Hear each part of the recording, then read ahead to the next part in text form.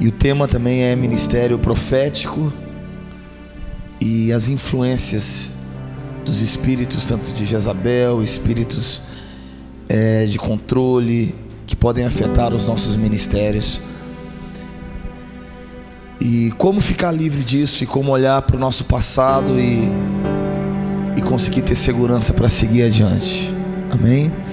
Primeiro texto, abra comigo, por favor, no livro de 1 Reis. 1 Reis capítulo 18. A gente vai estar voltando em alguns textos, mas 1 Reis capítulo 18, versículo 3 diz: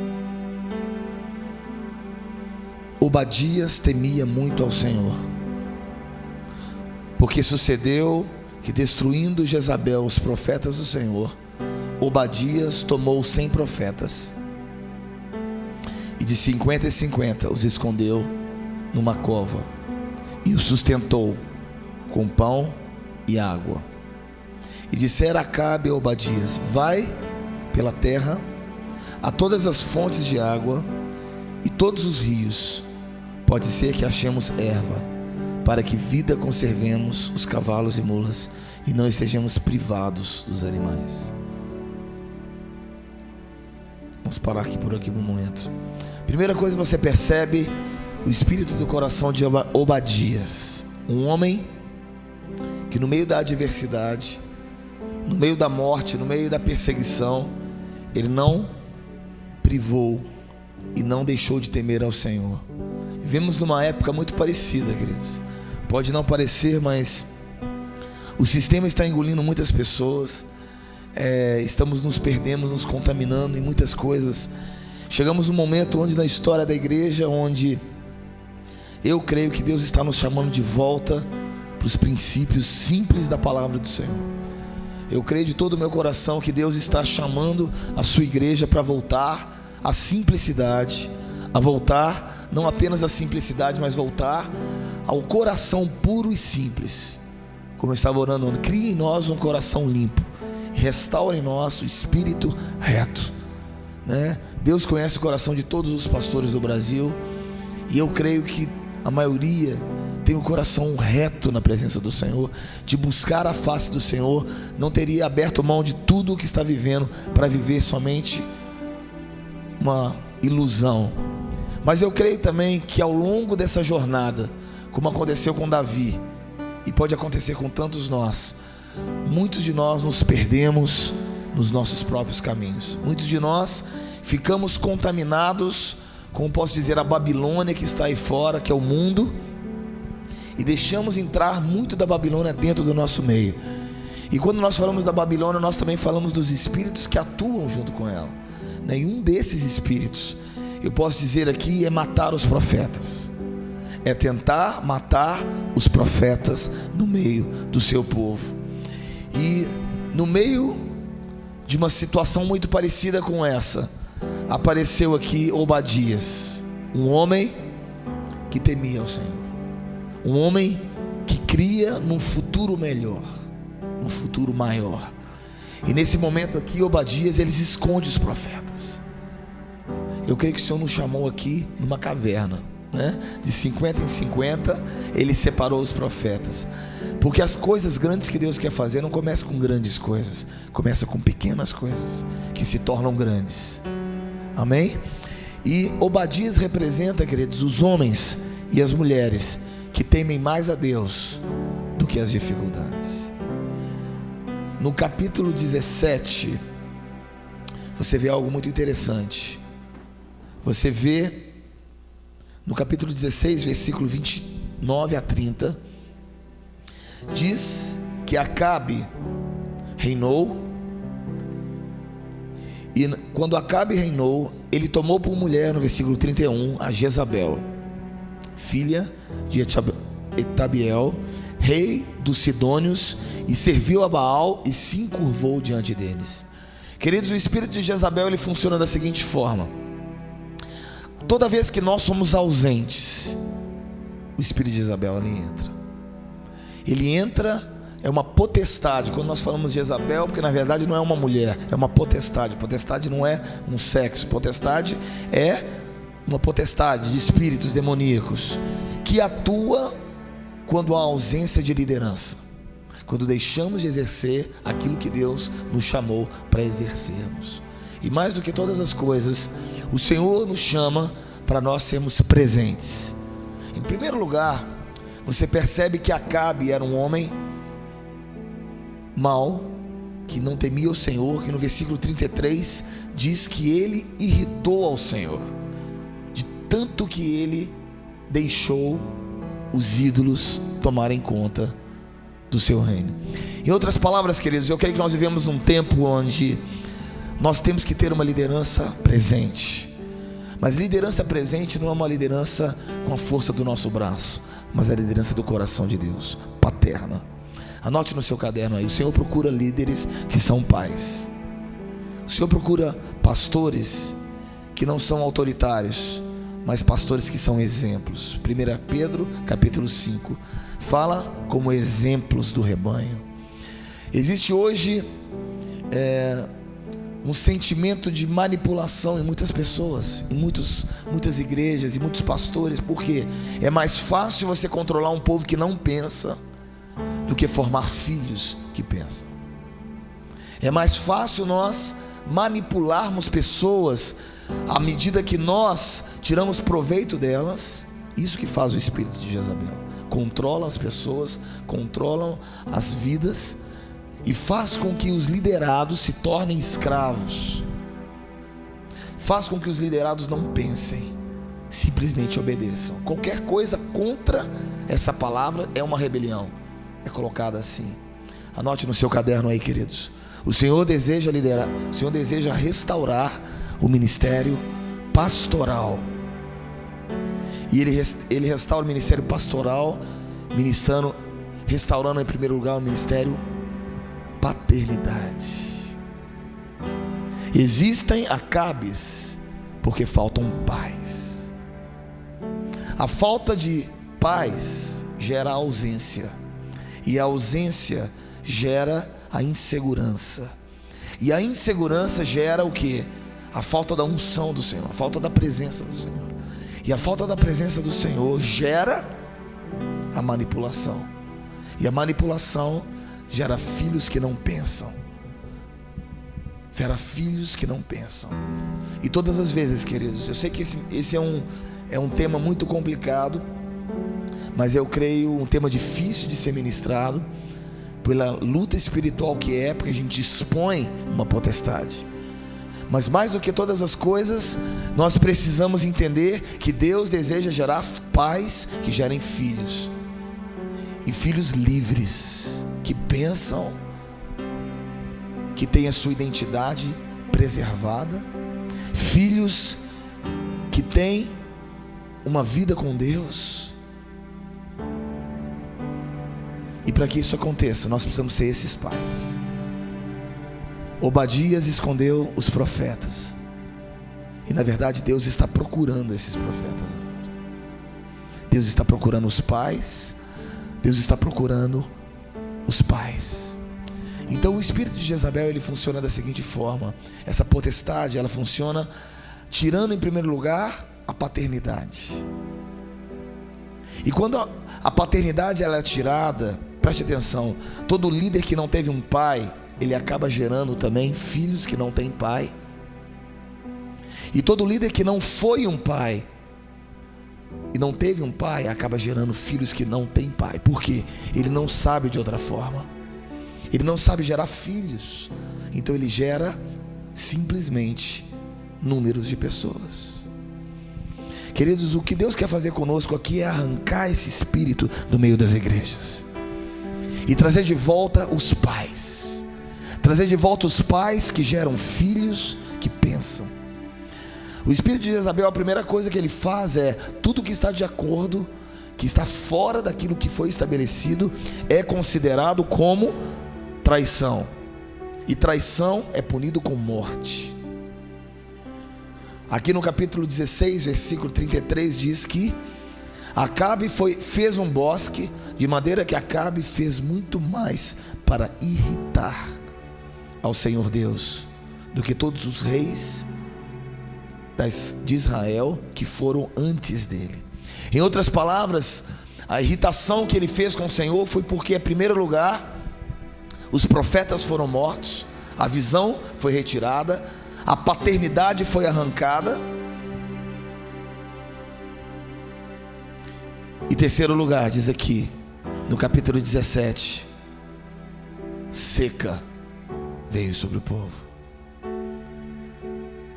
É isso que resultam ministérios sem a presença do Senhor. Seca, seca e seca.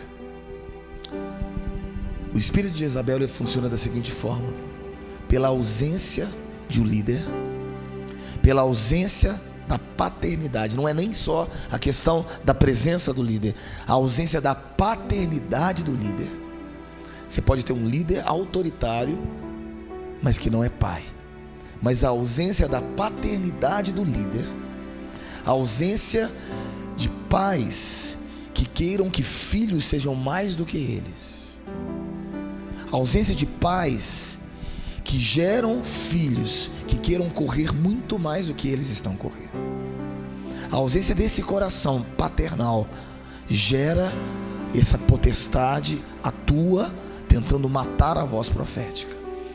E quando a voz profética ela é cessada, existe seca sobre uma igreja, existe seca sobre um povo, existe seca. Você pode ter um número enorme de pessoas na sua igreja, mas secas, controladas. O que Deus quer não é controle sobre as pessoas. O controle é exatamente um fruto, o que? Da ausência do Pai.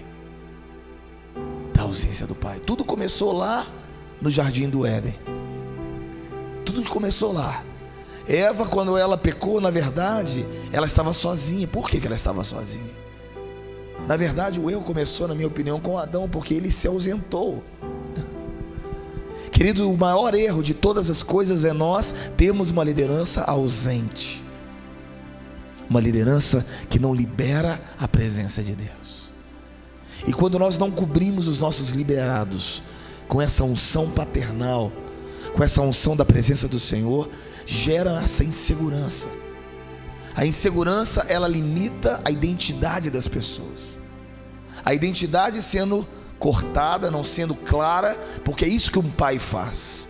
O pai gera a identidade de um filho. O pai gera aquilo que o filho deve gerar, deve ser. E quando não existem pais, não existem identidades.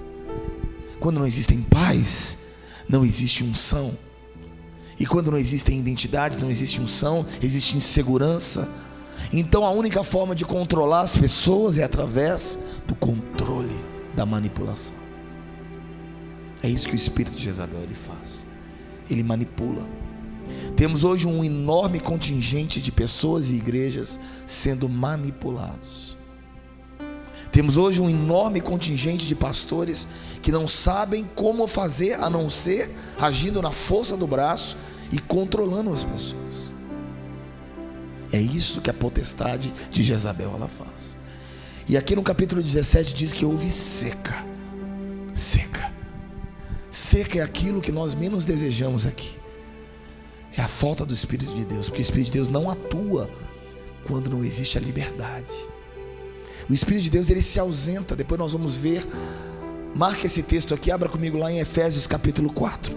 Você vai perceber algo maravilhoso que o Espírito de Deus nos ensina.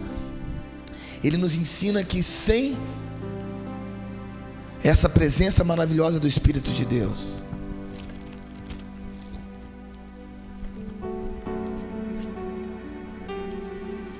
Efésios capítulo 4.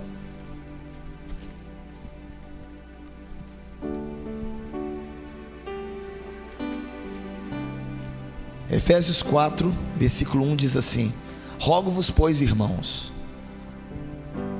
eu preso do Senhor, que andeis como é digno da vocação com que fostes chamados. Primeira coisa, queridos, para nós nos tornarmos pais, porque eu creio que o nosso desejo aqui é ficar livre desse espírito no nosso meio. A primeira coisa que nós precisamos entender é a vocação. Quem foi que te chamou? Quem que te chamou? Quem nos chamou? Ele nos chamou.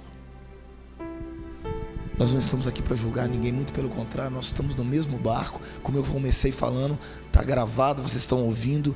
Eu acredito no coração da maioria dos pastores no Brasil. Eu creio na sinceridade. Mas eu acredito que ao longo do tempo, muitos dos nossos pastores e muitas das nossas igrejas têm se contaminado ao longo de um caminho diante de um sistema babilônico que está aí fora, diante de uma potestade que tenta as pessoas de controle e de manipulação. E é nesse momento que nós precisamos trazer de volta a nossa vocação. Nós somos os Obadias. Precisamos ser os Obadias que escondem os profetas. Nós somos chamados para sermos esses Obadias que no meio de todas as coisas escondem os profetas e dizem: olha, eu vou sustentar esses profetas em épocas difíceis, em épocas de seca, em época onde os profetas são mortos. Eu vou esconder esses profetas, vou esconder eles e vou alimentá-los, porque eu sei que uma hora o Senhor vai trazer de volta esses profetas e vai sacudir essa nação.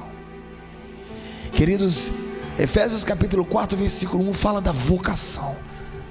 Eu quero que nós possamos trazer de volta a vocação sua, a vocação que você foi chamado, aquilo que te fez você largar tudo por amor da causa de Deus. Eu sei que é sincero, eu sei que é sincero na maioria dos pastores no Brasil. Eu sei que é sincero. Eu quero trazer de volta isso. Eu quero clamar de volta isso. E aqui diz o Senhor que andeis como é digno da vocação. Se Ele chama a gente para andar de uma forma digna, é porque é fácil andar de uma forma indigna. É fácil se contaminar ao longo do caminho. É tão fácil isso. O povo é mais levado pela manipulação do que gerando filhos. E aqui existe uma tentação muito grande nossa como líderes, que eu creio que Deus quer nos ensinar, nos corrigir. E Deus não quer tirar a gente. Deus quer nos restaurar como igreja brasileira, para que possamos trazer de volta essa essência da vocação com que nós somos chamados. E acima de todas as coisas, queridos, Deus não está se importando com tantos títulos como nós temos nos importado. Na verdade, não existem títulos na palavra de Deus, existem funções. Existem pessoas que têm uma função de um apóstolo, ela tem uma vocação de um profeta, ela tem a vocação de um evangelista, ela tem a vocação de um mestre. Mas título para Deus não significa nada. Muito pelo contrário, Paulo diz: eu sou Paulo, o apóstolo, servo de todos. A vocação com que nós estamos sendo chamados, queridos, é uma vocação de servos. Aquele que quer ser o maior, que seja o menor que sirva. E hoje nós estamos perdidos, contaminados, no meio de tantos títulos, no meio de tantas estruturas. As estruturas, elas são necessárias para conter o vinho, que é o vinho novo do Espírito de Deus. Elas são necessárias. Nós não temos que destruir as estruturas, nós temos que descontaminá-las de tudo aquilo que vem do mundo, tudo aquilo que nos impede de verdadeiramente andarmos na luz. E aqui diz aqui em Efésios capítulo 4, olha, andeis com uma forma digna. Lembra de Obadias? Ele andou de uma forma digna. Ele foi diferente, porque Jezabel queria matar. Pela ausência dos pais, que Acabe foi um homem ausente, Jezabel entrou, tentou matar os profetas, manipulou, porque tudo aquilo que vai contra é morte. E aqui no versículo 2 diz: com toda humildade e mansidão, longanimidade, suportando-vos uns aos outros em amor. Aqui vai embora tudo que é humano. E Deus começa a gerar pastores e líderes segundo o coração de Deus. A vocação, traz de volta a vocação com que você foi chamado, a vocação com que eu e você fomos chamados.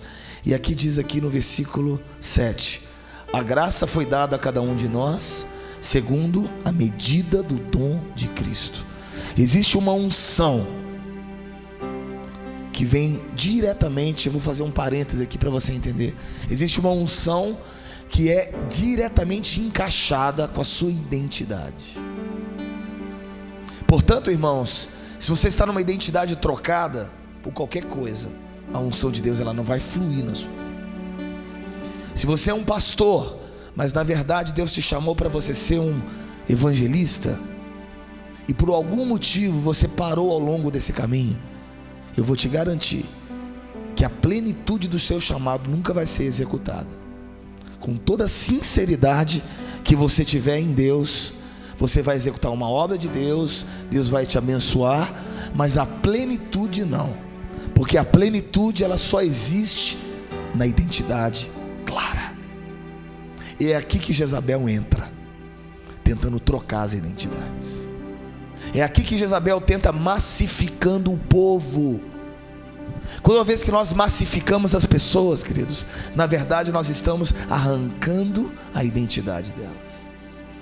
Todas as vezes que nós massificamos números, nós estamos, em outras palavras, dizendo: você não vale mais do que um número. E acima de todas as coisas, não me importa o que você pensa. A unção de Deus, se você estiver anotando, anote isso. A unção de Deus, ela só pode vir na plenitude de homens e mulheres que descobrem quem eles são em Deus. A identidade ela tem que ser clara. Sabe o que você deve fazer como líder, ou líder de célula, ou pastor? Ficar procurando qual é a identidade dos seus filhos. Ficar procurando aonde seus filhos vão se encaixar melhor, e o seu ministério é proporcionar a eles uma plataforma para que eles se lancem. Esse é o papel dos pastores, esse é o nosso papel como líderes. Aqui no capítulo 4, versículo 14 diz: para que não sejamos mais meninos inconstantes, levados em todo o vento de doutrina, pelo engano dos homens que com astúcia enganam fraudulosamente. Eu tive uma grande bênção na minha vida ministerial, eu considero um privilégio. Eu morei fora do Brasil muitos anos, tive contato com muitos ministérios internacionais, morei muito tempo fora, vi muita coisa, viajei para muitos lugares, a minha mente abriu. Mas quando a gente chega no Brasil e vê tanta onda passando, agora é a onda disso, agora é a onda daquilo, eu fico parando para perguntar: até quando nós vamos ficar nessa? E nós vamos voltar a começar a simplesmente gerar filhos, e dependermos do Espírito de Deus para isso. Só isso. Existem, claro, moveres que Deus traz, e eu creio nisso, estratégias e etc, mas não podemos depender dessas coisas. São ferramentas, queridos. Fala para o seu irmão: são somente ferramentas. Tudo é ferramentas. Células são ferramentas. A música é uma ferramenta. Evangelismo estratégico é uma ferramenta. Só isso. Se não tiver a vida do Espírito, não vai valer de nada. Nada. E aqui nós queremos voltar em Efésios capítulo 4, versículo 17. Quando diz assim, Paulo não está falando para pessoas que não são cristãos, mas Paulo está falando para crentes. Paulo está falando para nós, irmãos, para que não andemos mais segundo os gentios, na vaidade dos seus sentimentos. Queridos, todas as vezes que nós somos ausentes como pais, vocês estão me acompanhando o que eu estou dizendo? Todas as vezes que nós somos ausentes como pais, todas as vezes que nós, ao invés de gerarmos filhos, nós não geramos, mas geramos simplesmente uma massa, nós nos tornamos como pessoas inseguras. E pessoas inseguras geram filhos inseguros. E filhos inseguros e pessoas inseguras não recebem a unção de Deus. E todas as vezes que nós vivemos na vaidade, nós vivemos na competição e nos ciúmes. O ciúmes, ele vem de pessoas que não sabem quem são. O ciúmes existe, a competição, ela existe entre pastores e líderes e igrejas, pessoas que não sabem a sua identidade. Pessoas que não estão fluindo, às vezes até sabem, mas não estão fluindo na identidade, na unção de Deus nas suas vidas. O ciúmes, ele acontece por isso. O ciúmes acontece que é exatamente onde a potestade de Jezabel, ela atua. Porque quando nós somos ausentes, a manipulação, ela acontece. E a manipulação não gera a vida de Deus. Por mais que você faça, cresça, faça e aconteça, não tem a vida de Deus. E existe uma coisa que eu sei, você sabe, quando é Deus que faz, é quando você faz. Existem situações e obras que você sabe quando você fez, quando foi Deus que fez. E existe um momento na sua vida que pelo menos aconteceu comigo, deve acontecer com todos nós, que você deve repudiar todas as obras que não são de Deus, ainda que haja crescimento, ainda que haja aparente sucesso, porque é aparente, só aparente. Aqui Deus fala, no capítulo 4, versículo 17, vaidade. Jezabel atua, a potestade de Jezabel atua trazendo vaidade. Trazendo vaidade para as igrejas. Qual é a igreja maior? Qual é a igreja de projeção? Quem vai fazer mais? No meu caso, ministérios de música, quais são aqueles que estão mais em evidência? É aí que atua. Aí que nós temos que entender isso e ficar fora, queridos. Sermos descontaminados de tudo isso. E ele continua dizendo assim, olha, a insegurança gera competição. Agora a minha pergunta para vocês aqui essa manhã é: aonde nós permitimos chegar nesse ponto de vendermos a nosso direito de primogenitura simplesmente por resultados? Quando que Deus permite isso em nós? Uma manipulação, ela acontece, queridos, por pessoas que não têm identidades. Então vamos voltar ao X da questão: quem você é em Deus? Eu não estou perguntando o seu título, eu não estou perguntando a sua função, não estou perguntando a sua carreira ministerial, nada disso. A minha pergunta volta: quem você é em Deus? Quem você é em Deus? Essa é a grande pergunta dessa manhã. Nós anulamos a projeção de Jezabel. Nós anulamos porque Deus levanta Elias, que sabe quem é. Deus levanta Elias, que sabe quem ele é. A Bíblia fala que Elias deu uma ordem e a seca parou de chover. Elias sabia quem ele era. Nós, como líderes, precisamos saber quem somos, para anularmos a projeção dessas potestades na nossa nação. Então a grande pergunta é: quem você é, queridos? Quem você é? Você é um pastor? Você é um líder? Quero que você feche seus olhos por um momento. A minha pergunta é: qual é a sua identidade?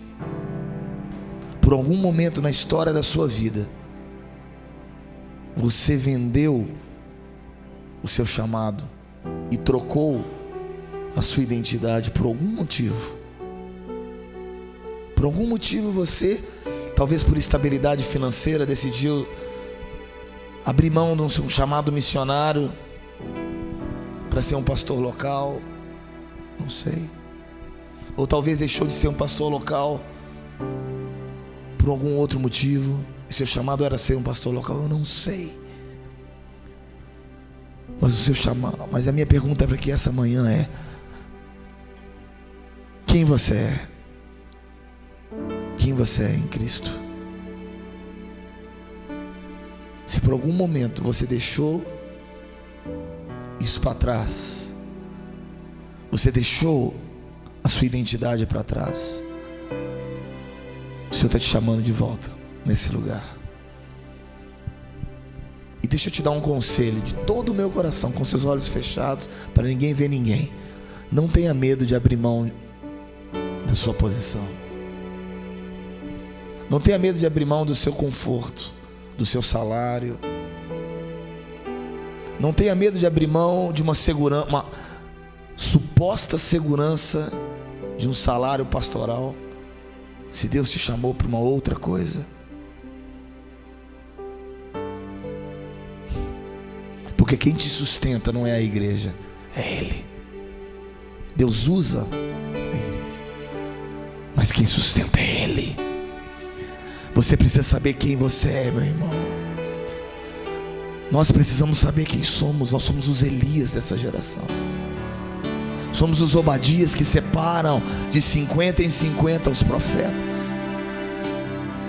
Somos esses que não querem se contaminar com o sistema babilônico desse mundo, que do fundo do nosso coração eu sei porque eu sei que vocês são sinceros, que a igreja brasileira, nós temos pastores sinceros, em todas as denominações eu sei, por isso eu trabalho em todas as denominações, porque eu sei que existem pessoas sinceras.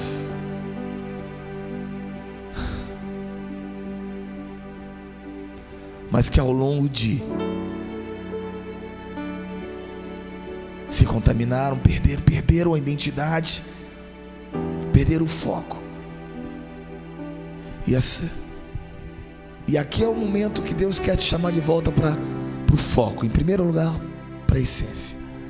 Caso contrário, queridos, olha aqui para mim, nós eternamente vamos continuar a competirmos uns com os outros. A competição é um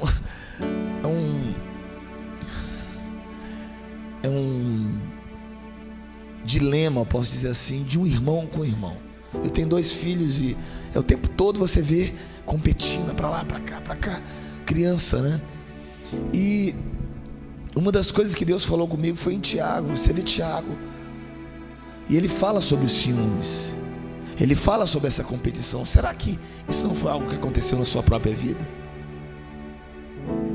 Como irmão do Senhor, ele viu tanta coisa acontecendo. Será que não foi um sentimento que ele... Pois eu conheci Jesus, eu andei com ele desde criança, e agora Jesus é Jesus. Será que não foi um sentimento dele como homem?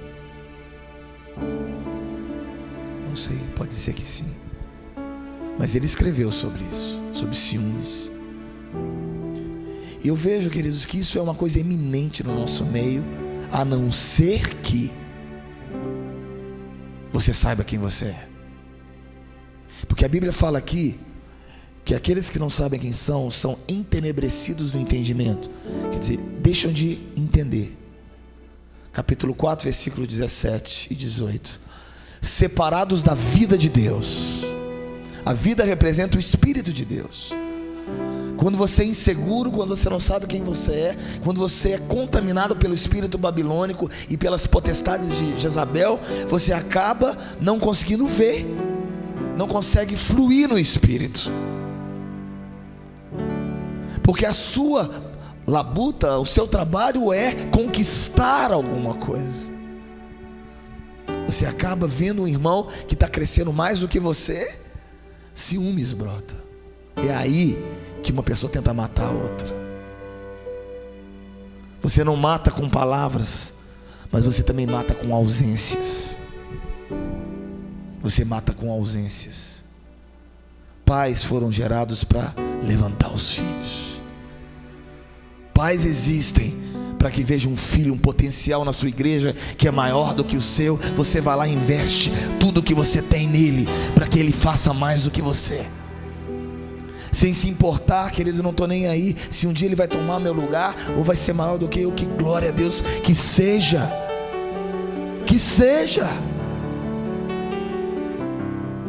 mas nos tornamos territoriais por medo, e essa insegurança nós temos que arrancar. É uma coisa que todos nós passamos por isso, mas aqui o Espírito de Deus nos dá as dicas de como ficar livre dessas coisas. Primeiro ponto: tenha a convicção de Elias. Se o Senhor é Senhor e Baal, chama os profetas, faz o confronto na sua vida. Foi o que ele fez. Volta lá. Foi o que ele fez. 1 Reis, ele disse assim, capítulo 18, ele se aparece novamente diante de Acabe, dizendo que e Elias foi mostrar-se a Acabe, e a fome era extrema em Samaria. No capítulo 18, versículo 22, Elias disse ao povo: eu só fiquei por profeta do Senhor, e os profetas de Baal são 450 homens. Aí ele começou a achar que ele estava sozinho, mas aí ele viu que não estava sozinho. Aí ele manda chamar os deuses, versículo 24, os ídolos. Então invoquei o nome do vosso Deus e invoquei o nome do Senhor, e há de ser que o Deus que responder por fogo será Deus. Agora eu quero te chamar à existência o seu chamado aqui. Aquilo que for o seu chamado vai responder com fogo. Aquilo que for verdadeiramente a sua vocação, tira de lado os seus títulos, tira de lado os seus momentos, tira de lado as suas estratégias, tira de lado os seus territórios, e você vai falar assim: Senhor, aquilo que é a minha vocação vai responder com fogo. Vai responder com fogo. É isso que nós devemos fazer. Prova teu chamado, prova a tua vocação, prova a sua identidade, prova aquilo que você é. Prova, porque é impossível um homem que tenha uma vocação em Deus, é impossível um homem que está conectado com o Espírito de Deus, é impossível um homem que sabe quem é em Deus não atuar e a resposta de Deus não vir com fogo. É impossível, é impossível, é impossível. O que está nos faltando é essa resposta de Deus. O que está nos realmente faltando são ministérios que tenham a resposta do fogo de Deus. E ao invés disso ficamos competindo uns com os outros. Ao invés disso, às vezes manipulamos as pessoas, porque é mais fácil você controlar crianças que não pensam do que trazer o fogo de Deus. É mais fácil, mais cômodo. Vira para o seu irmão e fala: traga a resposta de Deus. Traz o fogo de Deus na sua vida. Traz o fogo de Deus na sua vida. Traz o fogo de Deus na sua vida. Amém? Traz o fogo de Deus na sua vida. É o que Deus quer de nós, o fogo. A resposta de Deus é o selo de Deus. É isso que Elias estava dizendo. Elias estava dizendo assim: filhos, quem for Deus é Deus. Então invocai o nome do vosso Deus, invocai o nome do Senhor, e há de ser que o Deus que responder por fogo, esse será Deus. A sua vocação, aquela que responder com fogo, aquela que responder com paixão, aquela que responder com filhos, aquela que responder com a chuva de Deus, a água, a chuva, trazendo refrigério para as pessoas. Aí será a sua vocação. Aí está. Isso não é um cargo, isso não é um título, isso não é uma posição ministerial. Entenda o que eu estou dizendo. Isso é uma resposta de Deus. Nós temos empresariado os ministérios de Deus. Isso não existe. Vocação é vocação, Chamado é chamado, é inegociável. Você pode me oferecer $1 milhão para mim, eu não troco aquilo que Deus faz através da minha vida. Pode me oferecer um cargo político, ministerial, pode me oferecer, faz o teste. Eu não quero. Eu não quero. Eu não quero. Se eu abrir mão do fogo de Deus na minha vida, se eu abrir mão do meu chamado, se eu abrir mão da resposta de Deus para a vida das pessoas, eu estou vendendo aquilo que eu tenho. Eu não quero. Já me ofereceram muita coisa e eu não quero. É eu que não quero. Porque não é porque está errado, é porque não é para mim. Não é que está errado, é porque para mim é outra coisa. Para mim é outra coisa. A minha resposta de Deus é outra coisa. Você tem que ter essa coragem, queridos. Você tem que ter essa ousadia. Você tem que ter essa intrepidez. Você tem que ter. Eu não sei, comigo foi um pouco diferente. Como eu sei que são muitos dos pastores aqui da IBC também. Eu tinha um chamado, eu tinha um trabalho, eu tinha uma empresa de engenharia aqui em Belo Horizonte. Eu trabalhava, sofri porque eu tinha um chamado de Deus e eu sabia a hora que Deus ia me lançar, mas Deus falava: não é o tempo, não é o momento, não é a hora, não chegou o momento. E fala: Deus, mas eu quero ir. Deus falou: não, espera. Fala: Senhor, eu vou. E na hora que eu queria ir, Deus falava: não. Aí eu falei: então tá bom. Aí Deus me mostrou. Eu abri uma empresa de engenharia e comecei a trabalhar lá no Buritis. Naquela época, há 15 anos atrás, ali não era nada. E Deus começou a me mostrar. Deus me mostrava os lotes. Era uma coisa incrível. Eu orava, Deus me mostra. Eu comprava, uma semana depois triplicava de preço. Eu falei: Deus, o que é isso? A minha mão está sobre a sua vida. Falei: Senhor, que loucura. Eu chamava uns amigos, irmãos da igreja. Nós começamos a construir prédios e começamos um após o outro. E naquela época foi o maior boom imobiliário na época. Ainda é até hoje, né? Mas hoje já é um bairro desenvolvido. Mas na época foi considerado talvez o maior desenvolvimento na América Latina, de tantas construções que tinham. E a gente envolvido nisso, e eu orava, e Deus me mostrava, eu orava, abençoamos muitos irmãos, porque foi tudo feito através de irmãos. O meu sócio era um pastor também. Trabalhamos, até a hora, foram 5 anos que eu comecei a gostar da coisa. Agora tá bom, viajava todo ano, tinha meu dinheirinho, né? Me ligava, e fazia as coisas de Deus, porque eu sempre conectado com as coisas de Deus. Me ligavam: olha, tem aqui uma campanha missionária na Alemanha, você pode vir? Tranquilo. Vou embora. Pegava o avião e ia. Você pode vir para os Estados Unidos aqui, trabalhar com David Wilkerson aqui na Desafio Jovem em Nova York. Estão precisando de pessoas que falam inglês, que estão. Você pode vir? Posso, vou. Só pegar o telefone. Tava bom, muito bom. Aí eu peguei um avião, fomos para a Europa uma vez. Me ligaram, me convidando para fazer parte de um trabalho de intercessão na Alemanha e em alguns outros países, na Inglaterra. Aí eu fui com uma equipe de pessoas tempo integral. Quando eu cheguei lá, primeiro, um ano antes, Deus havia me levado no lugar que Ele me chamou, no Texas.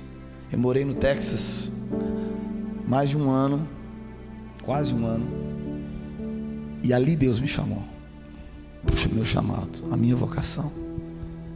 Eu havia entregado a minha vida para o Senhor pouco tempo antes e fui trabalhar no Texas. Eu fui estudar missões no Texas. Tive o maior privilégio da minha vida de ser impactado por grandes homens de Deus, como Leonard Ravenhill, Keith Green, irmão André, homens que a gente caminhava ali, Keith Green não, que ele já havia morrido, mas a sua esposa, a herança estava ali, Lauren Cunningham, homens de Jocum e outros ministérios ali envolvidos. A gente caminhava junto, andava junto, todo mundo.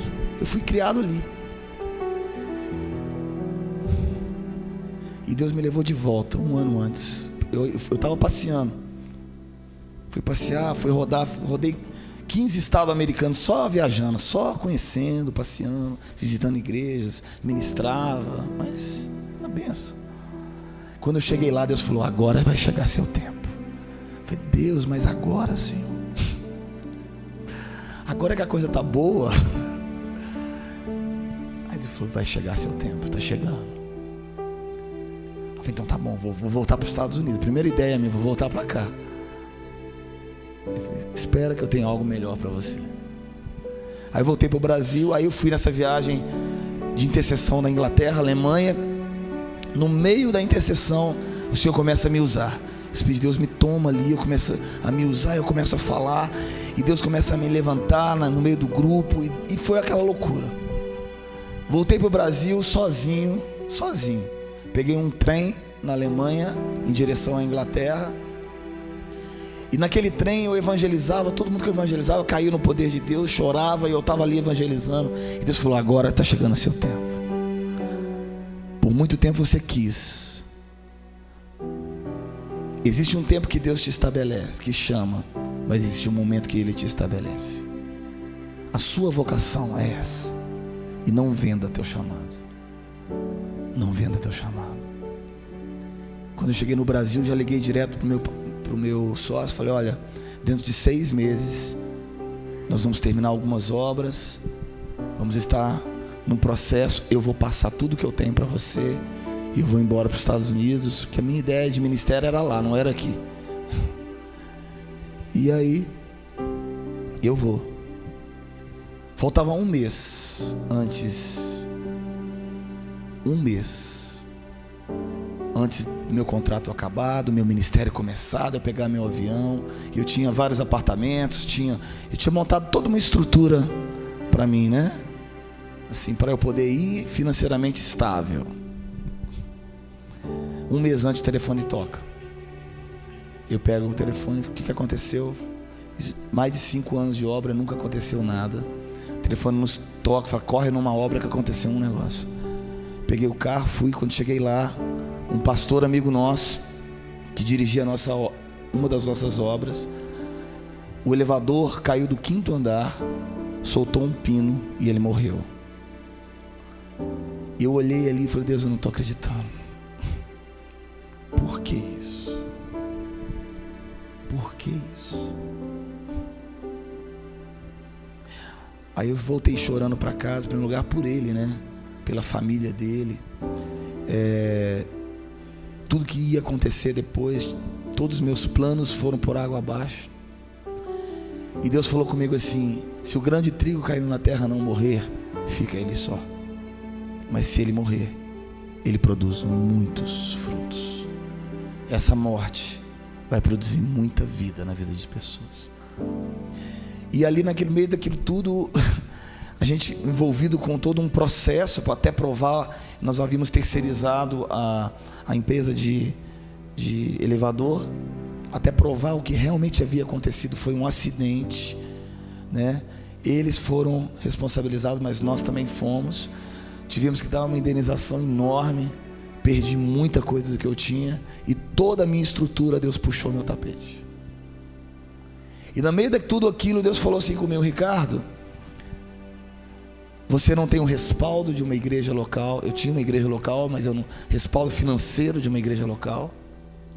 Você não tem nada, muito pelo contrário, hoje você tem dívidas e problemas. Na verdade eu não tinha dívidas, eu perdi bens ao longo de 6 meses.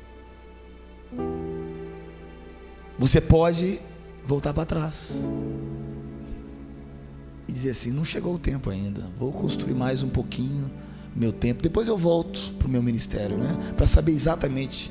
Ou você pode pular no seu destino, porque o seu momento é agora. Depois eu vou até te abençoar, mas agora eu vou selar você com o meu Espírito Santo. Eu olhei tudo aquilo, queridos. Foi pouco antes de eu casar, então eu sozinho, entrei no meu apartamento, morava sozinho. Entrei no meu apartamento, chorei aquela noite toda. Chorei porque eu estava sozinho, tinha terminado o noivado. Chorei porque eu tinha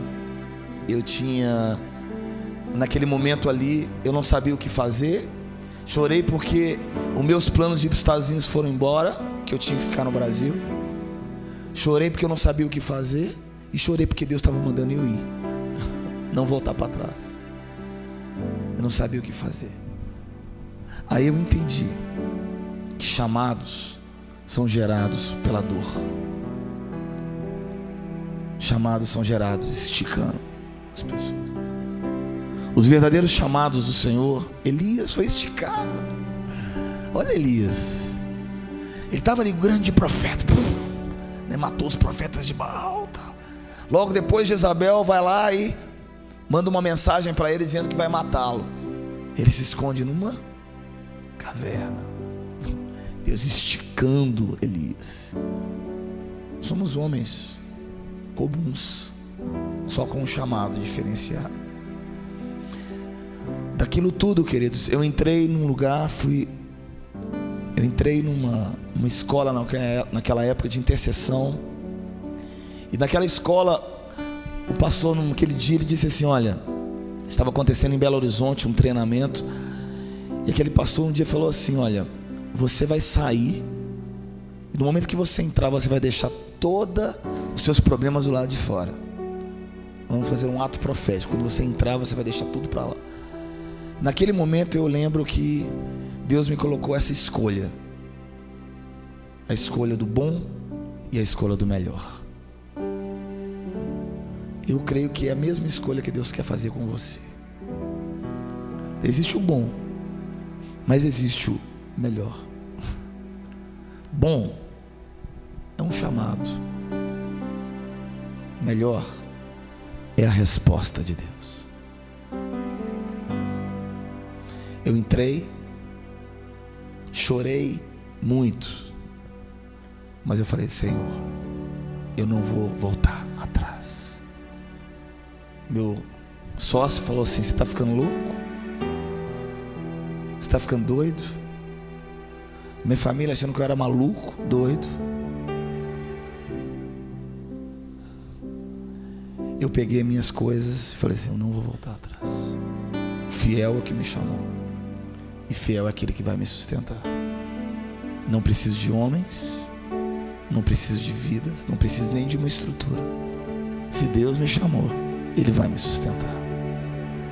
Eu me lembro que 2 meses depois, no meio de tudo aquilo, Deus me deu uma visão. Uma paixão queimou no meu coração. Nós pegamos jovens, eram umas 40 pessoas, para fazer um impacto evangelístico nas Olimpíadas de Atlanta, nos Estados Unidos. E eu peguei jovens de todo o Brasil, falei: vamos passar 15 dias nas ruas falando de Jesus. Vamos. Pegamos as nossas coisas. Milagrosamente, das 40 pessoas, mais de 35 conseguiram vistos, que já é um milagre. Pessoas que não tinham dinheiro, pessoas que não tinham comprovante de nada. Pegamos os vistos, já foi o primeiro milagre. Quando chegamos lá em Atlanta, nas ruas de Atlanta, de manhã nós orávamos e fomos batizados com essa visão de adoração.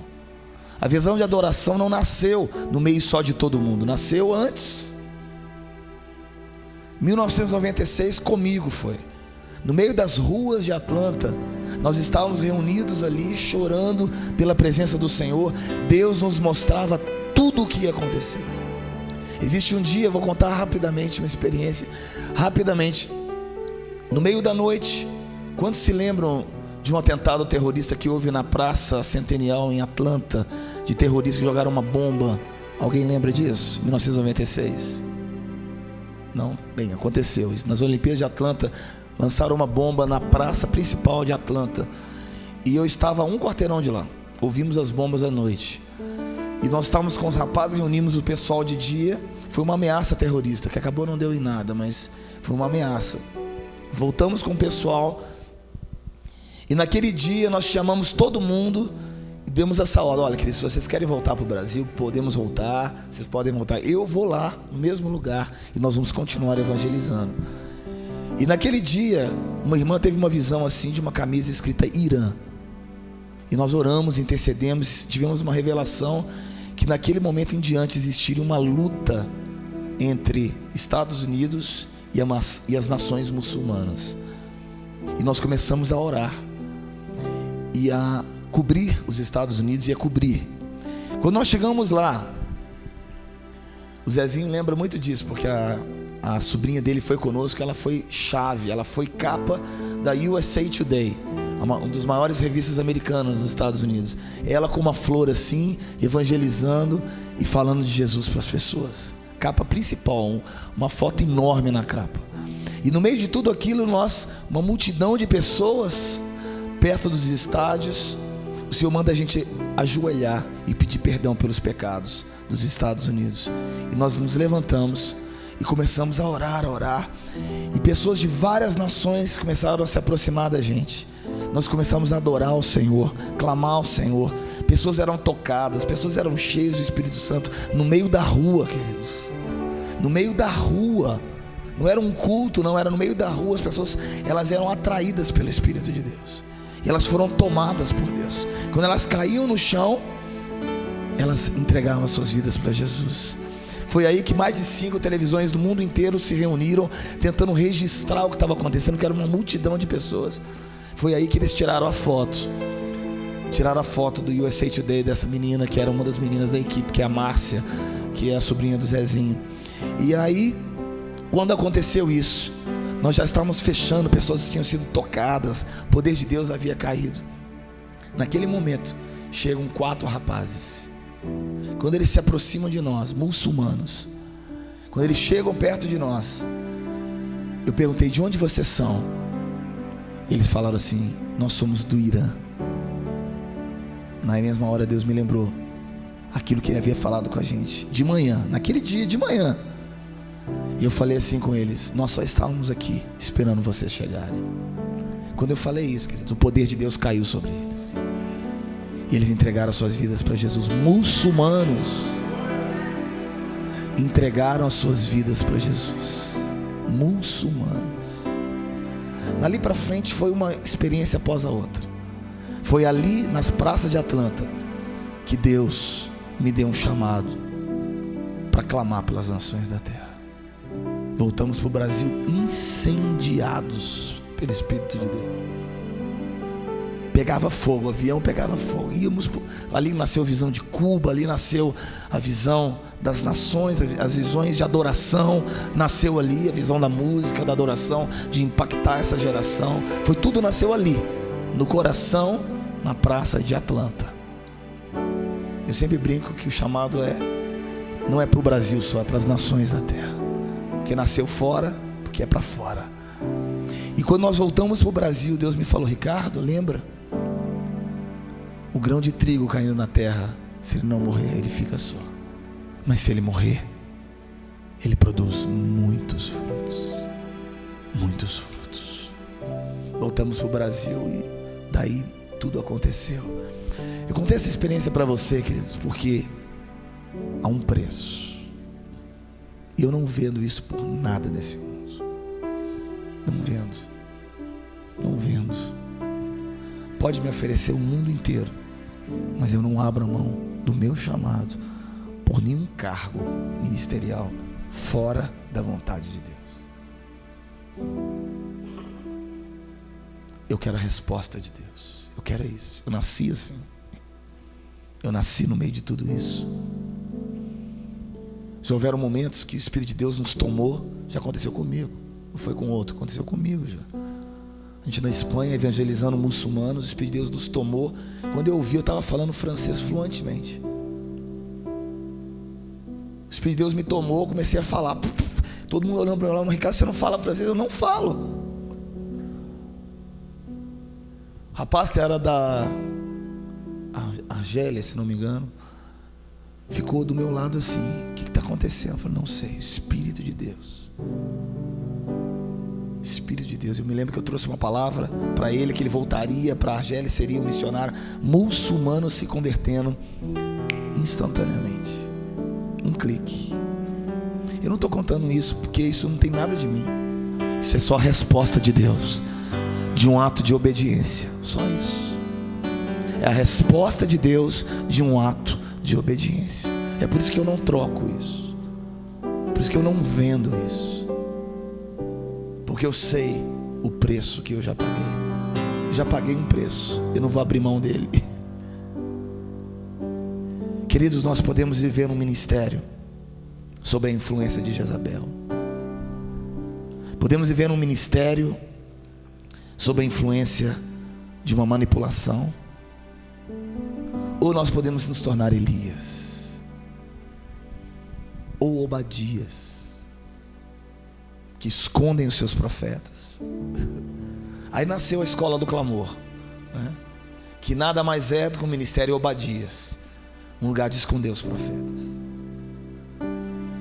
um lugar de trazer aqui, ó, vem, você é livre, vem, você é livre, livre, livre para você ser tocado pelo Espírito de Deus, livre para você pensar aquilo que você quiser pensar, livre para você gerar aquilo que tem que ser gerado no Espírito de Deus. Você é livre, totalmente livre, para você deixar Deus fluir através de você. Livre, completamente livre, não sem desordem, mas pela ordem do Espírito. Como disse o Zezinho ontem, às vezes nós pensamos que nós temos mais controle do que Deus, nós somos melhores do que Deus. Nós esquecemos que quando nós entregamos para Ele, Ele faz muito melhor. Eu nunca, em todo o esforço humano, poderia chegar onde nós temos chegado, em termos de impacto de nação, tocar nações da terra na força do meu braço. É impossível, impossível, impossível. E acima de todas as coisas, eu sei que eu não tenho nada.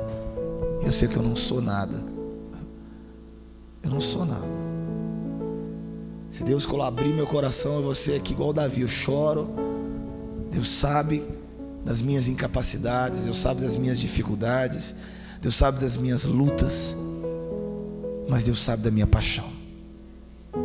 Deus conhece a minha paixão. A resposta do fogo de Deus na minha vida. E eu quero que você seja abençoado essa manhã. Que existe os Obadias. Existem aqueles que não se dobraram a um sistema babilônico. Existem aqueles que não querem manipular o povo para tirar proveito dos outros. Existem ainda aqueles que são sinceros. Como eu creio que nós temos uma igreja sincera, mas eu creio que nós temos uma igreja contaminada. Então a única coisa que Deus quer é descontaminar. Descontaminar. Hoje é dia, me ajudem. Aqui a gente perde noção de dia, né? Dia 12, dia 1º de agosto.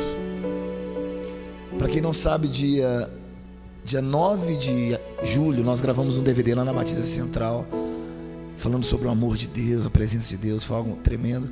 E Deus mandou eu convidar a Ana. Nós somos muito amigos desde essa época, porque logo depois que aconteceu tudo isso, voltamos para o Brasil.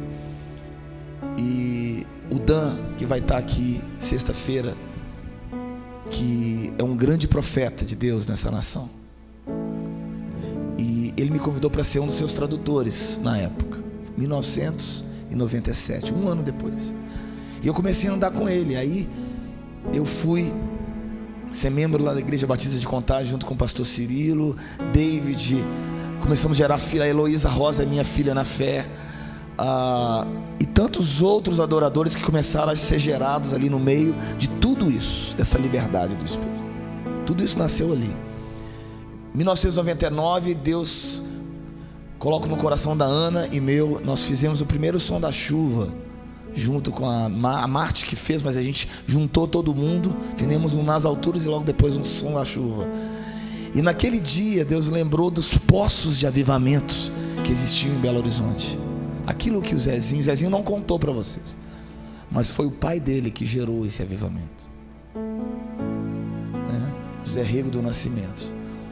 Um deles, mas o principal, que gerou uma renovação carismática em todas as igrejas batistas, e batismo realmente do Espírito Santo. Foi algo muito do poder do Espírito Santo, e Deus me lembrou isso. A Lagoinha nasceu disso, né? E Deus nos lembrou disso. Eu chamei a Ana: Ana, vamos trazer de volta os poços de avivamento que estão enterrados aqui na Lagoinha, estão enterrados em Belo Horizonte. Ela: vamos fazer isso, né? Ela era menina ainda na época, mas Deus começando a fazer tudo. Nós chamamos todo mundo. Foi David, Cirilo, foi Judson, eu, Danduque, Ana Paula, foi todo mundo ali. Foi algo maravilhoso que Deus fez. Maravilhoso. Uma época inesquecível. Como disse o Zezinho, talvez não tenha sido um avivamento, mas foi um grande despertamento de adoração, que repercutiu na nação em termos de adoração. Mas aí eu chamei ela agora. Chamei ela para estar cantando com a gente. Ela cantou essa canção que é Amor é Isso. Nós fizemos umas regravações, etc. Aí quando ela voltou para casa, ela me liga. Falei: Ricardo, me manda um e-mail. Eu fui tão abençoada na gravação, Deus falou tanto comigo, que eu quero convidar vocês para darem umas palavras na gravação do Diante do Trono. Eu falei: uau, o que Deus vai fazer ali? Aí no dia 1º, tem alguém que estava lá aqui? Uma pessoa. Você ficou até o final? Vocês ficaram até o final? Não ficaram? Vocês vão assistir no DVD. Mas aí no dia 1º de agosto agora, ela ministrou, foi maravilhoso, a gravação foi linda. E no final ela chamou todo mundo, todos esses profetas, e chamou na frente. E cada um começou a dar palavras proféticas, né? Palavras proféticas para o Brasil. Quando eu subi, Deus me muda tudo, né? E às vezes eu queria ser um pouco mais light, mas eu não consigo. Aí quando eu subi ali na plataforma, Deus falou assim: ou você vai vender a minha palavra, ou você vai entregar lá na íntegra. E sabe, querido, você está de frente de 150 mil pessoas. Não sei quantas pessoas tinham ali, mas diz que tinha mais de 100 mil pessoas. Você está de frente de mais de 100 mil pessoas, e você não querer agradar as pessoas é muito difícil. Pode não parecer, mas é difícil, entendeu? Eu subi ali e falei: Senhor, ameniza essa palavra, por favor. Por favor, Deus, dá um tempo. Ele falou: não. E tem outra coisa: se você não entregar toda a palavra, eu tiro a unção de você. Em termos assim, eu estou vendendo a minha unção. É isso que eu senti no meu espírito. É como se eu estivesse esvaziando daquilo que Deus me deu. Eu falei: Deus, então tá bom, Senhor.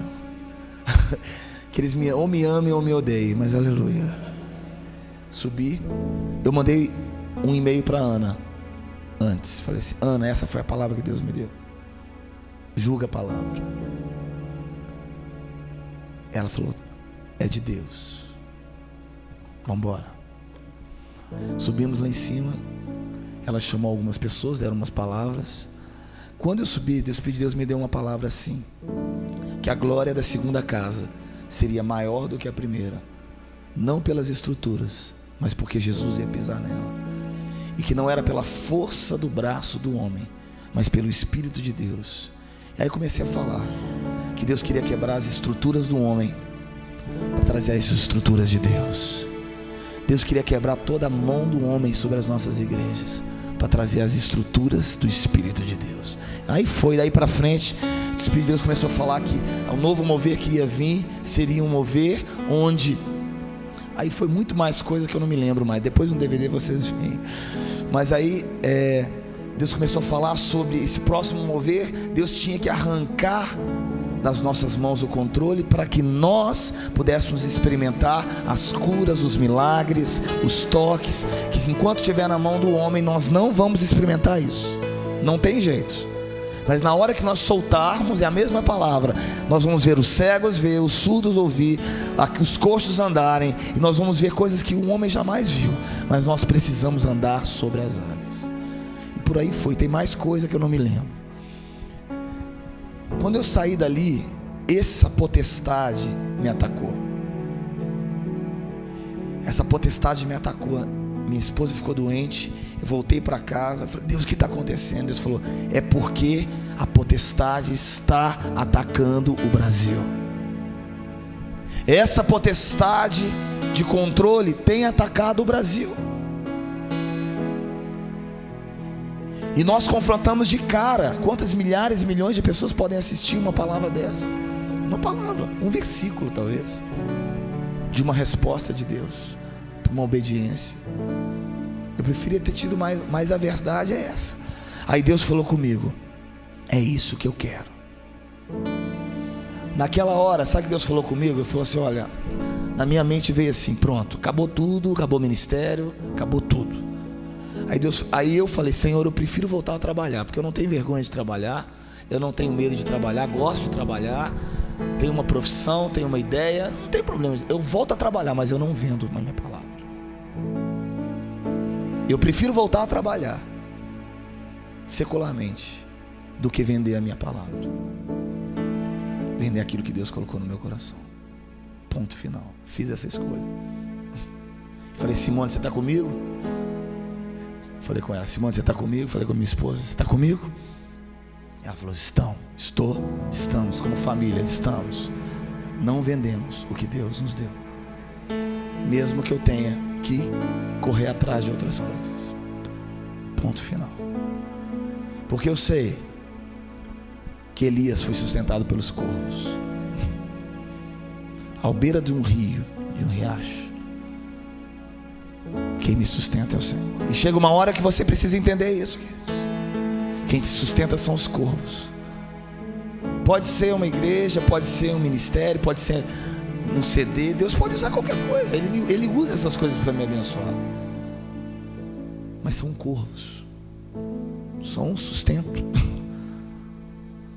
Quem traz é Ele, quem faz é Ele. Abra comigo em 2 Reis pra gente.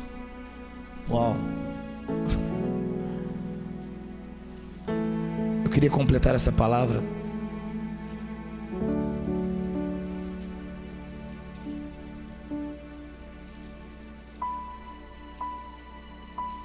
Segunda Reis, capítulo 18,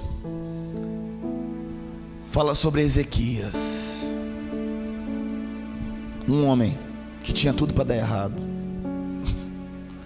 uma geração inteira que tinha tudo para dar errado, porque os seus pais, o seu pai era mau diante do Senhor. E uma das grandes coisas que Deus colocou no meu coração foi essa: diga ao meu povo que mesmo que os seus pais tenham manipulado, tenham errado, eu vou restaurar o culto. Para quem não sabe, Ezequias, ele foi filho de Acás, que foi um rei mau, que destruiu todos os templos, matou também, mesmo potestade, né, que atua de diversas formas, não é verdade? Aqui Ezequias vem, ele era eu posso dizer assim, não tinha nenhuma expectativa, porque ele não tinha pai. Lembra que eu falei da paternidade?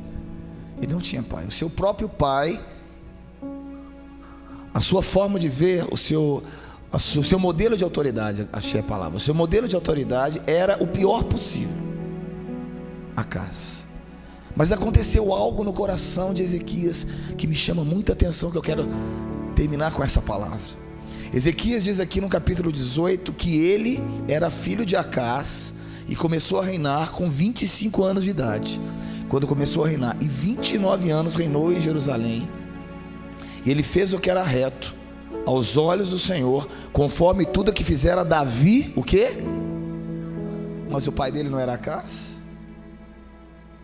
O que aconteceu? Simples. O nosso passado não determina o nosso futuro.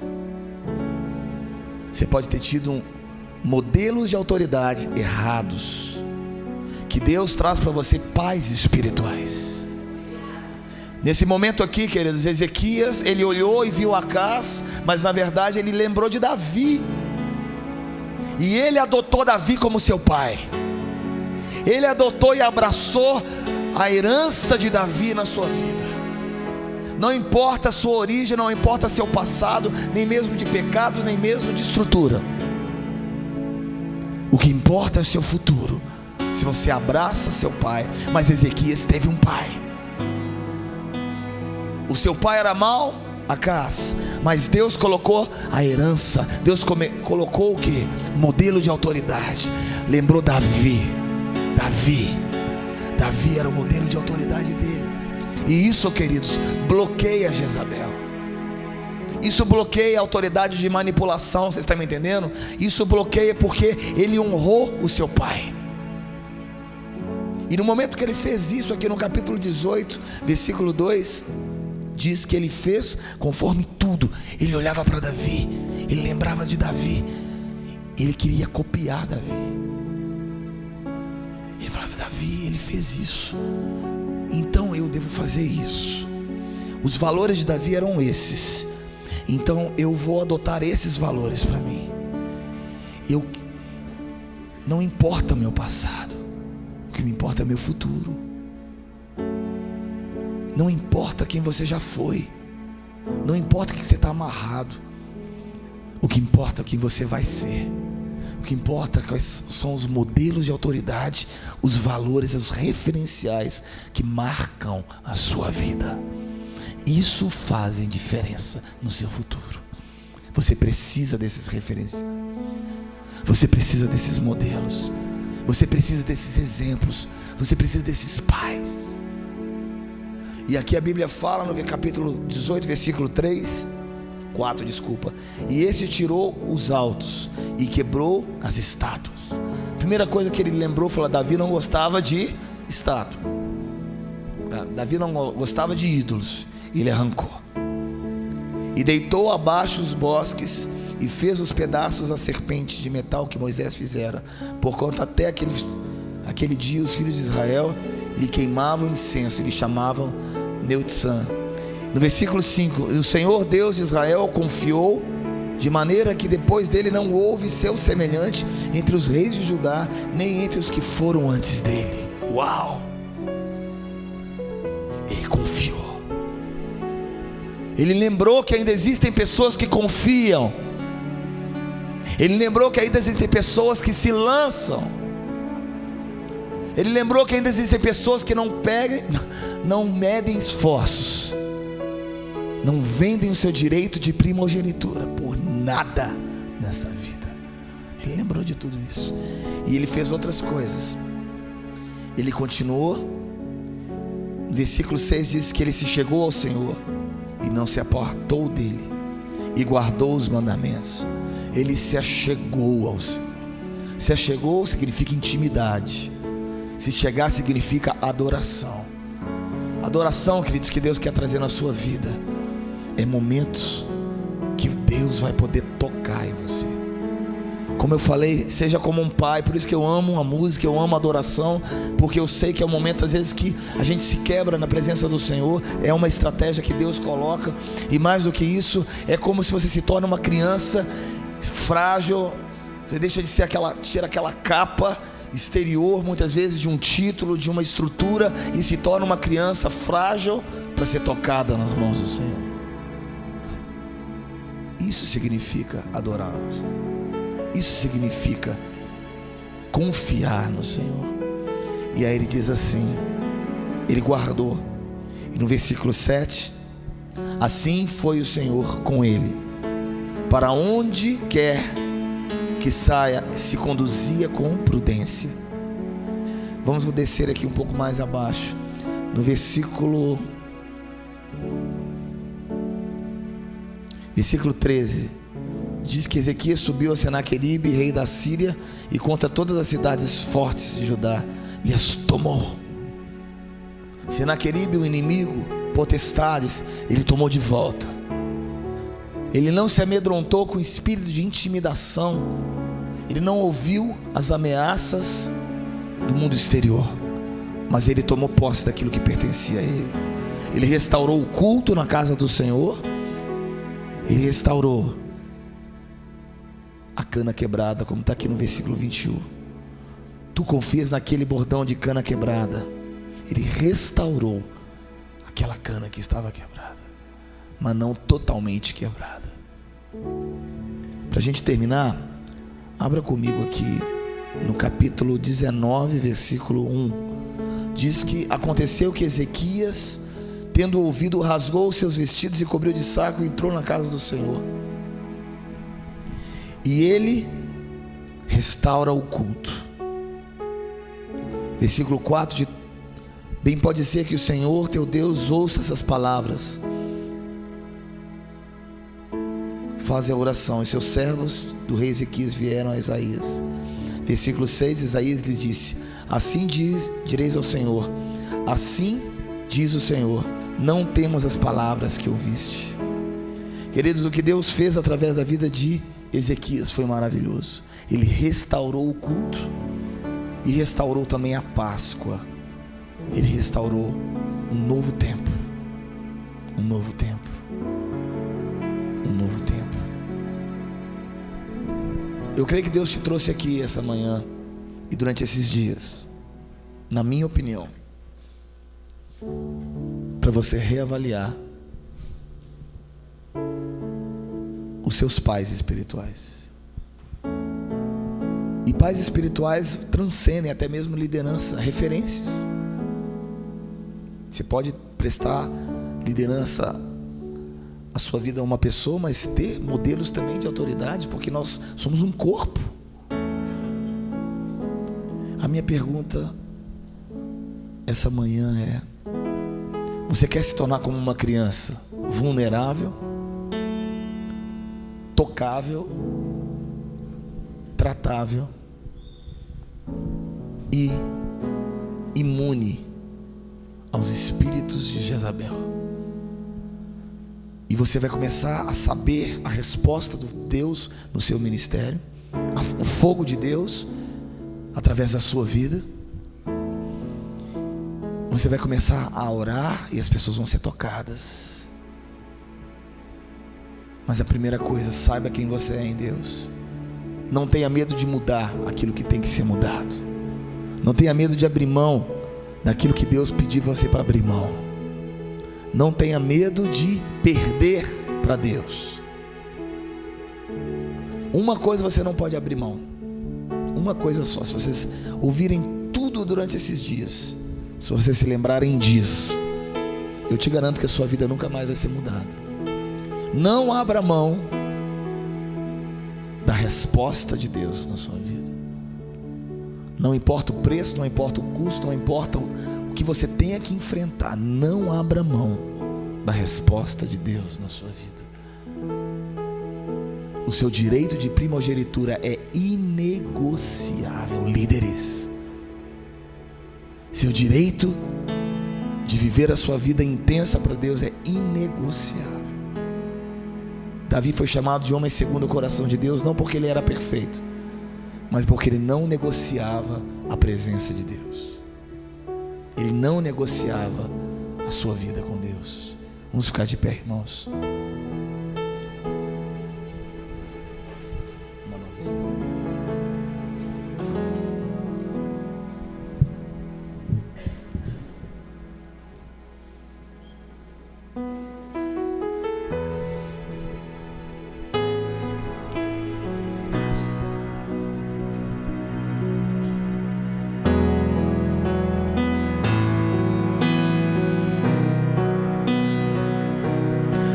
Uma nova história Deus tem para mim.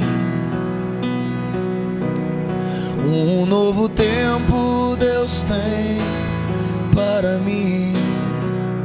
Tudo aquilo que perdido foi, ouvirei de sua boca, te abençoarei.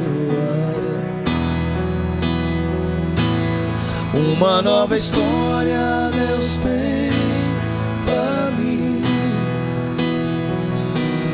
Um novo tempo Deus tem para mim.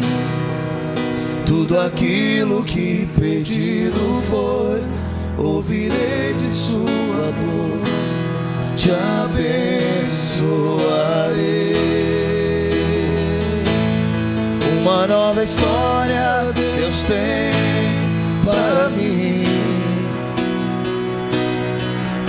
novo tempo Deus tem para mim. Tudo aquilo que pedido foi, ouvirei de sua boca, te abençoarei.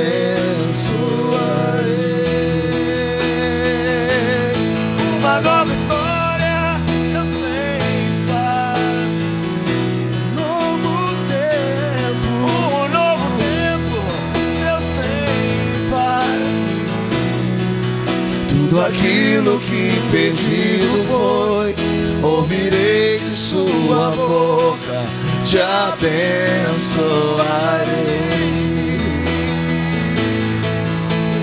Deus tem o melhor para mim,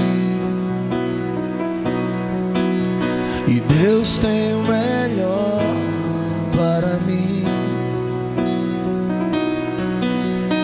E o que perdido foi, não se compara ao que há de vir. Deus tem o melhor pra mim, e Deus tem o melhor pra mim. E o que perdido foi, não se compara ao que há de vir. Deus tem o melhor pra mim. Ele tem. Deus tem o melhor para mim.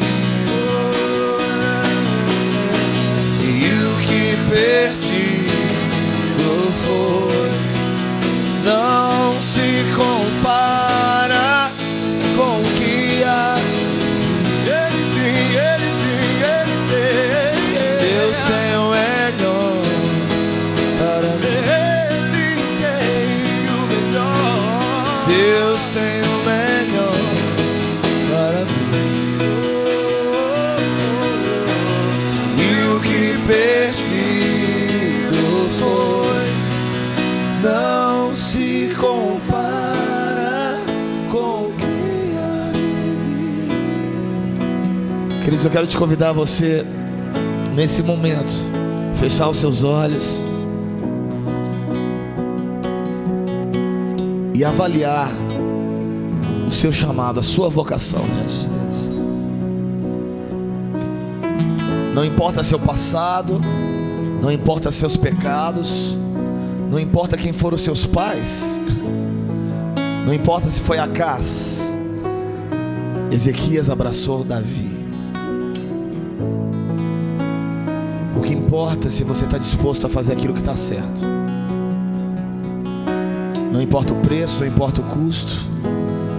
E eu creio que essa manhã Deus quer que você abra mão de coisas, talvez do seu passado, talvez de pecados, talvez de posições, de títulos, e trazer à existência a verdadeira vocação do Espírito na sua vida. Porque a unção de Deus só vai descer se você estiver encaixado na sua identidade, na sua vocação. Então nós temos que tirar toda a bagagem que está pesada demais. Às vezes você está andando de uma estrutura que está pesada. Deus está mandando você tirar esses pesos e deixar para você correr mais rápido. O mais importante é a vida do Espírito na sua vida. O mais importante é você fazer como Ezequias ele fez. Ele não olhou para o seu passado de Acás. Ele tinha paternidade, mas ele escolheu outra. Ele escolheu a paternidade de Davi. Os valores de Davi foram abraçados. Sem referenciais nós não conseguimos seguir a Deus. Sem referenciais nós não conseguimos passar e sermos descontaminados no meio de uma geração babilônica. É impossível. potestade de Jezabel, Babilônia, Acá, seja o que for, aquilo que você chamar, você não consegue ser descontaminado, a não ser que você tenha referenciais. Marcos, homens que são modelos na sua vida, modelos de autoridade genuínos, e acima de todas as coisas, que abraçam a presença de Deus, que abraçam a presença de Deus.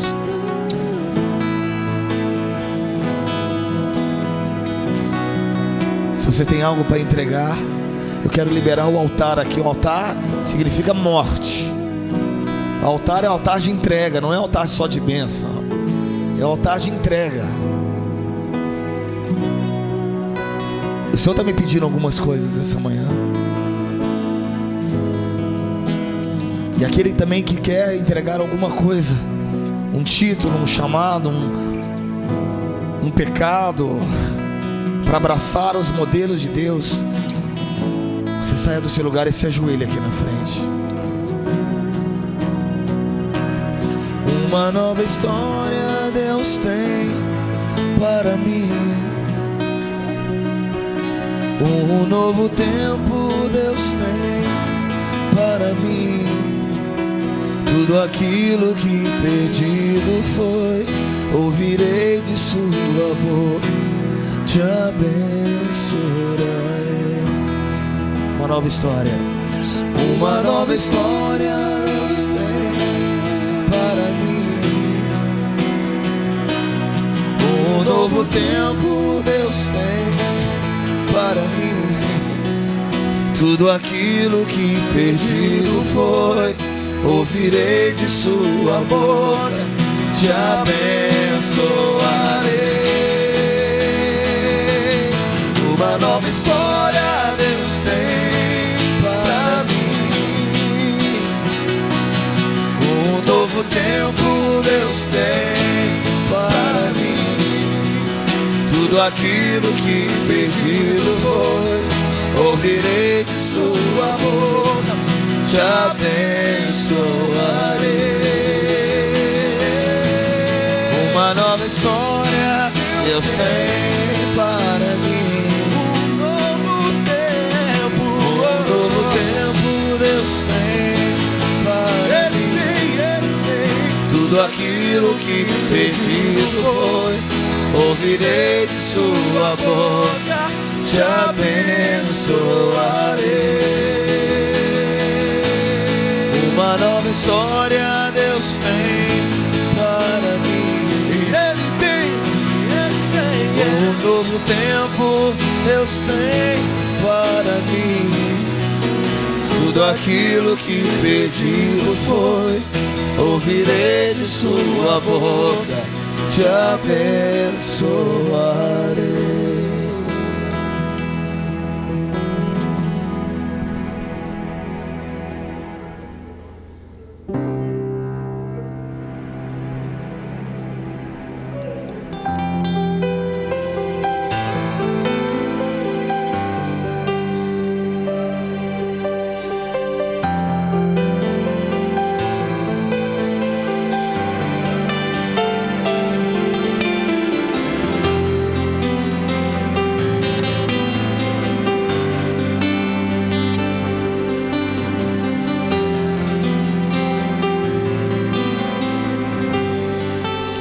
Eu sei que tem mais. Eu sei que existe mais de Deus pra mim. Que amor é esse? Que amor é esse? Que amor é esse? Eu não entendo. Maior que o amor de um pai, mais forte que o amor de um homem, mais profundo que um amigo. É o teu amor, maior que o amor de um pai, mais forte que o amor de um homem, mais profundo que um amigo. É o teu amor. Que amor é esse? Amor é esse? Que amor é esse? Que amor é esse? Que amor é esse? Eu não entendo. Que conquistou meu coração, que quebrou minhas razões, que me esvaziou de mim. Foi o teu amor que conquistou meu coração, que quebrou minhas razões, que me esvaziou de mim. Foi o teu amor. Leva-me ao primeiro amor, onde tudo começou, Senhor. Leva-me ao primeiro amor, onde tudo começou, Senhor. Eu digo sim, Senhor. Eu digo sim. Eu digo sim, Senhor. Eu digo sim ao teu chamado, Deus. Eu digo sim. Eu digo sim, Senhor. Eu digo sim. Eu digo sim, Senhor. Eu digo sim a tuas promessas, Deus. Eu digo sim. Como na primeira vez, como no primeiro instante, como no primeiro olhar. Toma o teu lugar, como na primeira vez, como no primeiro instante, como no primeiro olhar. Toma o teu lugar, toma o teu lugar, toma o teu lugar. Como na primeira vez, Deus, toma o teu lugar. Oh, vem, amado, vem. Oh, vem me envolver com o teu amor, com o teu amor. Oh, vem,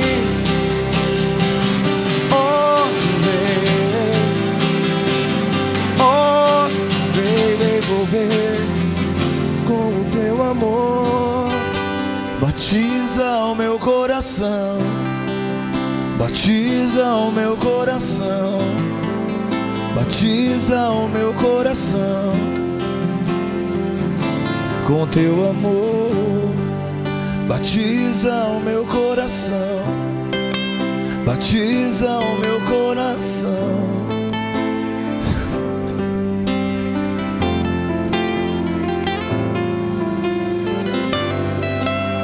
Batiza meu coração, batiza o meu coração.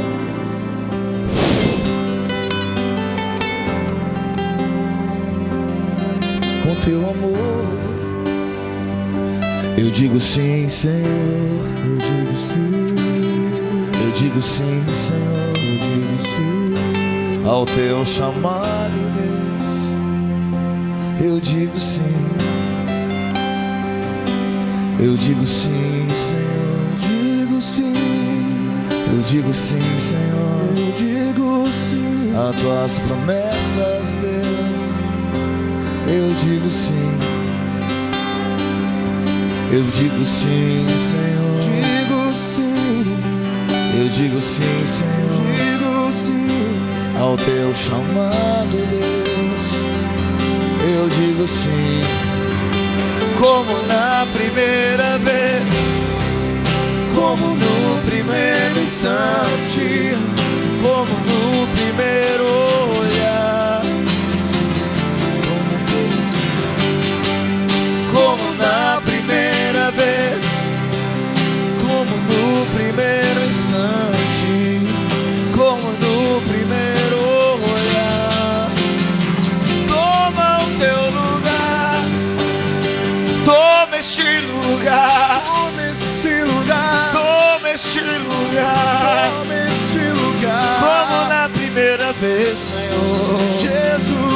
Toma esse lugar, Jesus, Jesus. toma as nossas vidas, nossos ministérios, Sim, sim, Senhor. nossas igrejas, Deus.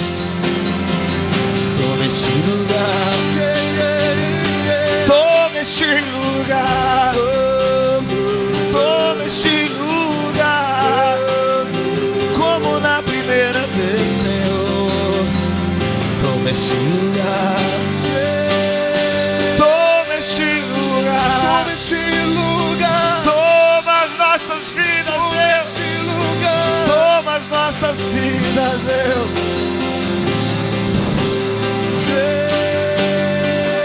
Oh, vem, Vem, vem, vem, vem. oh, vem, Vem, vem, vem, vem, vem. oh, vem me envolver com o teu amor. Oh, vem, Vem, vem, vem, vem. oh, vem, Vem, vem, vem. oh, vem me envolver com o teu amor. Batiza o meu coração, batiza o meu coração.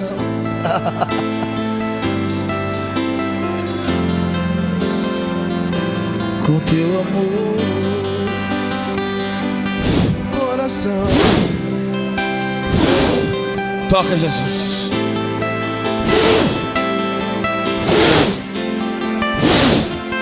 Toca, Jesus. Oh, vem, oh, vem, oh, vem me envolver com o teu amor. Oh, vem, oh,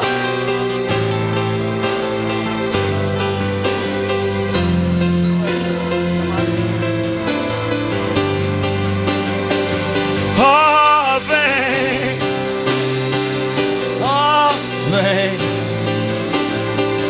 oh, vem me envolver com o teu amor.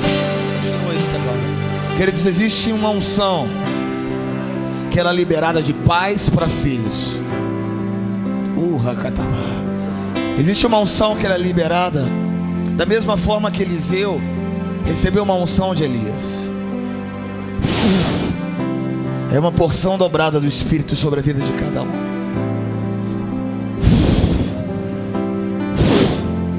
Toca, Jesus. E eu quero te convidar no seu ministério, você levar essa unção. Quero que você fique de pé no teu lugar. Dê a mão para a pessoa que está do seu lado. Nós vamos orar por você.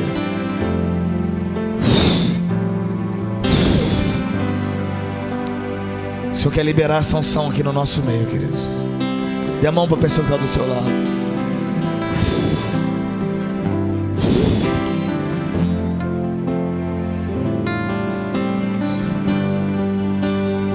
Toma este lugar, Toma esse lugar.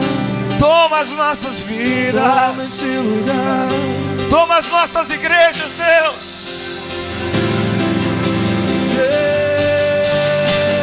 Oh, vem, pode falar. Oh, vem. Libera, libera, Espírito, libera, libera, libera, libera, libera, libera, libera, libera, libera. Oh, vem, oh, vem me envolver com o teu amor. Vem, vem, vem, vem, oh, vem, vem, oh, vem, oh, vem me envolver com o teu amor. Vem, vem, vem, vem, vem, vem, oh, vem, vem, vem, vem, vem, vem, oh, vem. Vem, toca, Jesus, vem, toca, porção dobrada, toca, Jesus, vem, oh, vem me envolver com o teu amor, toca, Jesus, vem, vem, vem, vem, vem, cheio, cheio, cheio, oh, vem, Ó.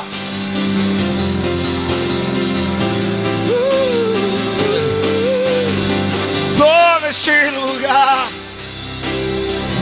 Toma este lugar. Como na primeira vez, Senhor. Toma este lugar. Toma este lugar. Toma as nossas vidas. Cheio do Espírito Santo, cheio, cheio. Leve essa unção. Vem, vem, vem, vem, vem, vem, ó, vem. Cheio, cheio, cheio, cheio, cheio.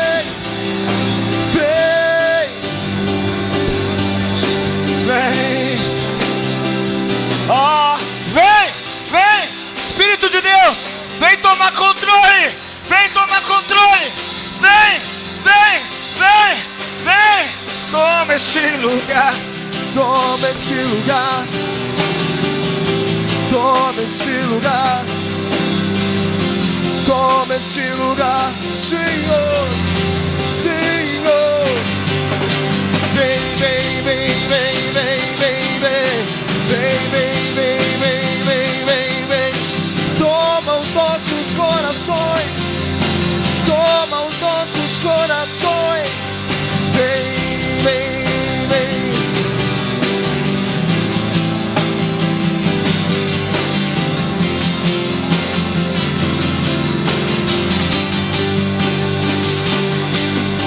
Toma este lugar.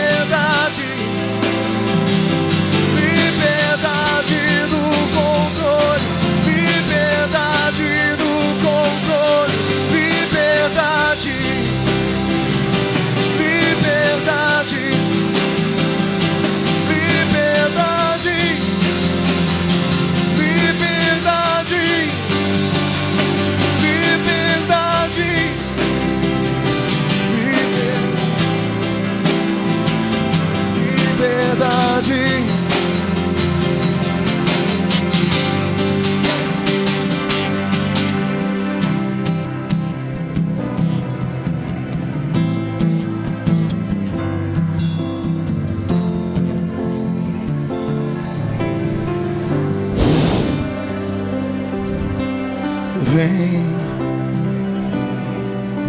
vem. Vem nos envolver neste lugar.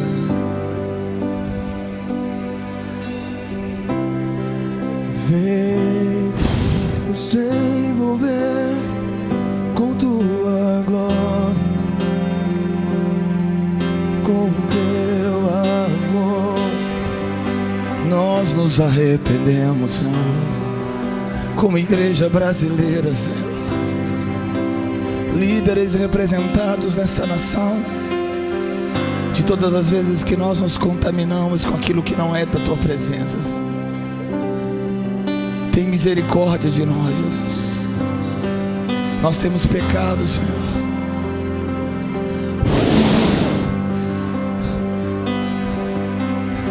Renova, Jesus. Cria em nós um coração puro, Senhor.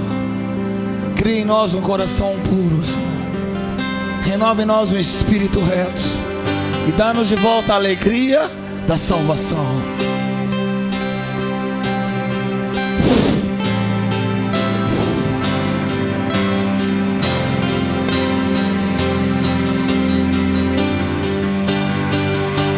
Oh, vem, oh, vem, oh, vem me envolver com teu amor. Oh, vem, oh, vem, oh, vem me envolver com teu amor. Vem, vem, vem, vem, vem, vem, oh, vem, amado, vem, oh, vem, precioso, vem, vem me envolver com teu amor. Vem. Batiza o meu coração, batiza o meu coração, batiza o meu coração, Jesus. Batiza o meu coração, batiza o meu coração, batiza o meu coração, Jesus. Eu digo sim, Senhor. Digo sim. Eu digo sim, Senhor. Eu digo sim ao teu chamado, Deus. Eu digo sim. Eu digo sim, Senhor. Sim. Jesus, muito obrigado por essa manhã, Jesus. Como está em 2 Crônicas, capítulo 5, a verdadeira unidade, ela acontece com a nuvem da glória do Senhor. Diz a palavra de Deus em 2 Crônicas, capítulo 5,